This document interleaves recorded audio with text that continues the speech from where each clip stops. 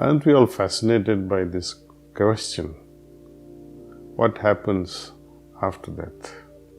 What becomes of me? Don't we ponder also what was I before I was born? So somewhere I must have died in the past. So when I die now, I'll become someone, something.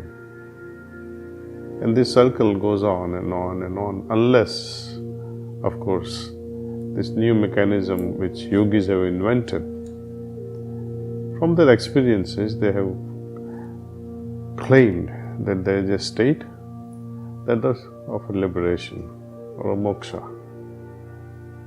And what happens to an individual soul that is liberated?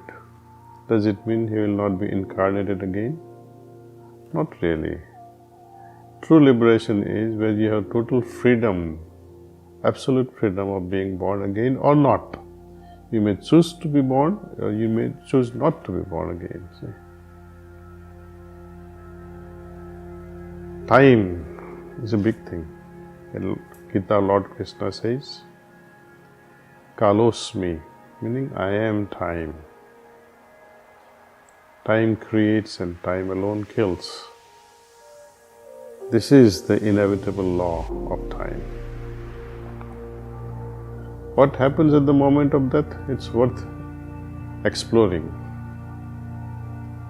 When death is about to come,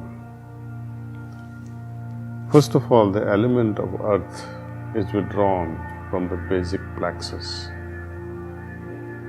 We call this plexus as Muladhara Chakra. And once this earth element is withdrawn from Muladhara Chakra, it moves up to Swadhisthana Chakra, hypogastric plexus. This is the place of water element. The earth element is then converted into water. Hands and feet, they become cold. Haven't you felt this when someone is dying? You'll notice that hands and feet will suddenly become cold. This is the dissolution of water. Then, when water is withdrawn from the hypogastric plexus or Swadhisthana Chakra and is accumulated here at the solar plexus in the region of our navel or Nabhi Chakra, it then becomes fire. The region above the navel, above, it will become warmer. This is the dissolution of fire.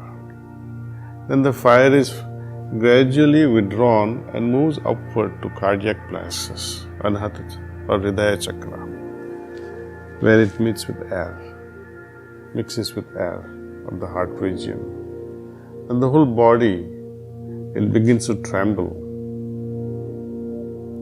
This is the dissolution of the air element.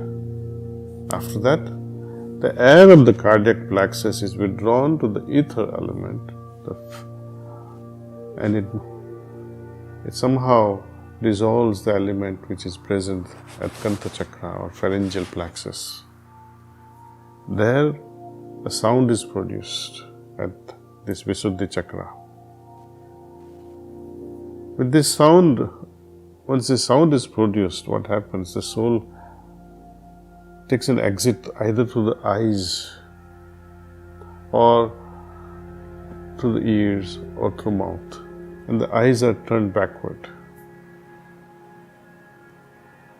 Now the element of Brahman, which is found in the individual soul, is also withdrawn. This is at this point, precisely the eyes, they turn back and now they merge in the Virat element. If the soul is liberated, then mixing with the Virat element becomes possible after exiting from Brahmarandra, which is from the back, where generally, you must have seen elderly people of bygone days used to keep a choti or a ponytail on the back. Exactly there, this Brahmarandra is. Liberated souls, they exit from this particular point. Unfortunately, tradition holds on to this idea so strongly that even after death, even when the body is totally burnt and some parts of skull remains, they will smash it. And they smash it in such a way that the soul gets to leave from this 12th or the Brahmarandra chakra. But this is inhuman, this is violent. A liberated soul doesn't need such a blow from a heavy instrument.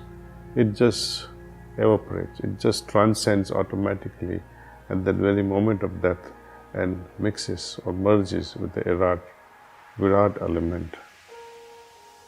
So this is in brief what really happens at the moment of death, and depending upon the vibratory level of our Atman. If it is Sattvic, there too there is a whole spectrum of Sattvikta.